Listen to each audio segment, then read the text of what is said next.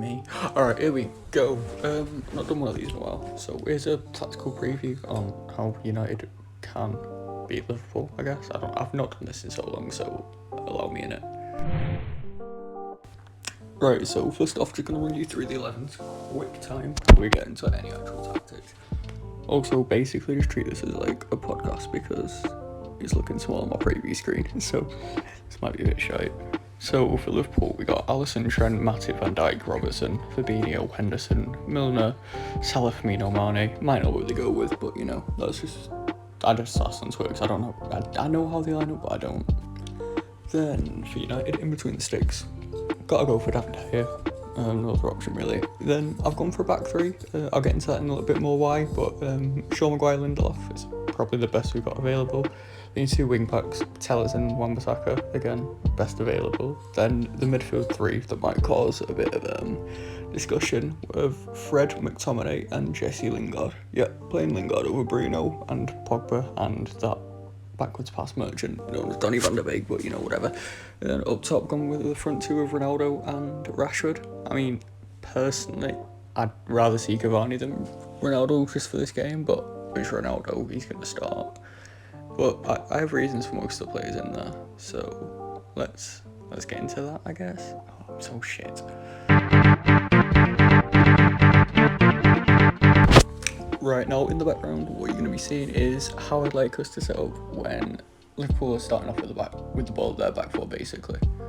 So how I think we need to line up is basically nearly go man for man. This is the whole point of why we've gone with the 3-5-2 against them. So what I'd like to see is Rashford and Ronaldo on Van Dijk, and the most crucial player in this entire side is Jesse Lingard, because he needs to literally stick to Fabinho like glue.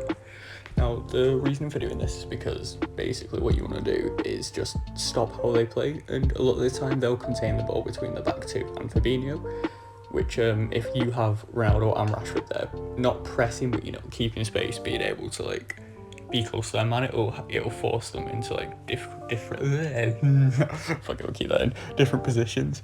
So like, as you can see here on like, it's not an ideal animation like, but because of like player positioning and using cover shadows, etc., the ball into Robertson could cause an overlap, but again, you can counter quite effectively. So the idea is just to like not want to hold possession but counter attack efficiently, while also having every man covered, so it makes it easier. As well, because we're playing a front two, it means Ronaldo's work rate is going to be less because he doesn't need to press his man as much because there's 2 up top, so there's less distance for him to cover between centre halves, etc. Right, so on this next animation, what we're doing here is basically trying to use our players to counter, because that's what the game's going to have to be because of the side we've put out here. So as you can see here, Fred is trying to use his cover shadow to block off Firmino, which forces a pass into Trent, because Henderson's passing range, it's alright, but he's not picking out other balls there, as like every other man's covered really. And by having Rashford that high up, we're able to impact that left-hand channel. Like, that's how we should be countering, because Trent's suspects enough defensively as it is. Also, because we're playing 3 at the back, it means our fullbacks can be nice and high, so it gives us that advantage. I think that's it for this animation. I can't remember, I've got like so many of these. There's also a little bit, so like how Lingard has to stay on Fabinho, and we'll get into that a little bit more in a second here. Right, this video's got like such a weird order to it. So the next little animation you're going to see on the screen here is basically Salah's Liverpool's most devastating player, like best player in the world for me at the moment. So what I'd like to see us do using this 3-5-2 shape is almost having those 3 players not tight to Salah, but creating this little triangle around him. So if the ball does go into him at all, as long as we have Shaw on the right side so we can't play that ball into Firmino, then we can create a very simple pressing trap on him. And then if we can win the ball back here as shown, because of the spaces he occupies, we'll be able to get the ball into Rashford and counter. I mean, Fred's not the best at the ball, but it's the best option we can use, because Fred also maintains that work rate, hence why Pogba's not in the side, or Van der Beek. I don't actually mind Van der Beek, but yeah, Fred's work rate off the ball is why this is going to work effectively. Again, we can create the same triangle on the other side using McTominay, Wan-Bissaka and Lindelof, just trying to contain their major attacking threats while also leaving us being able to be like devastating on the counter, which is why I think this will work quite well. Alright, and now lastly, this is how I think we should focus when we're playing out, because we've covered Liverpool in possession, both from them playing out and them just having the ball in midfield. So in the background, you're going to see the structure I think we should use when playing out. So I've gone for all three of the players in the back line with Fred and McTominay back, with our fullbacks pushed high. So this means that if we're going to press us from playing out, that the front three are probably going to I can't speak today on my days. They're going to press our back three centre halves.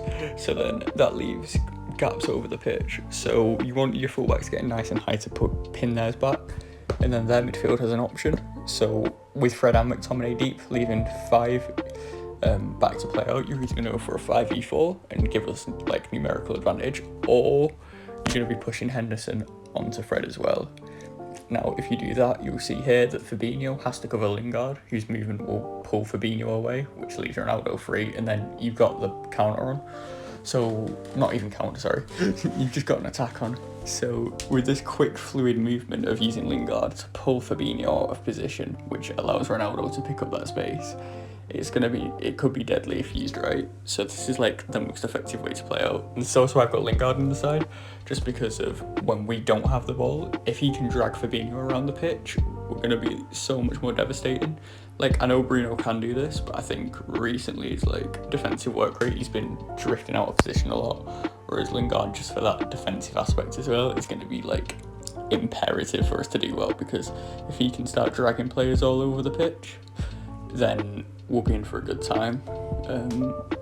This game's quite scary because the form of the Fuller and they could just destroy us, but I think this is like the best way we can go about. I'm losing my voice on my days.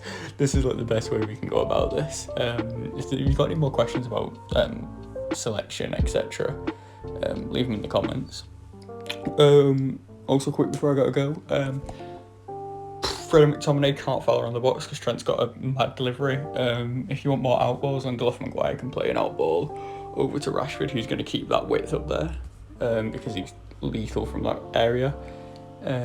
Tellers also can play balls into Ronaldo. We can also use overloads with Tellers and Shaw on the left hand side. There was another animation, but I can't really put it in. I've got to go. Bye. Oh, like and subscribe. Bye.